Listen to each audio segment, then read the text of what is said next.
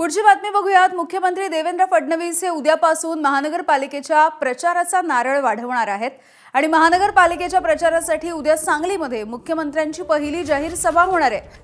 सांगली, मिरज, कुपवाड या महानगरपालिकेच्या प्रचारासाठी मुख्यमंत्र्यांच्या जाहीर सभेचं आयोजन उद्या करण्यात आलेलं आहे।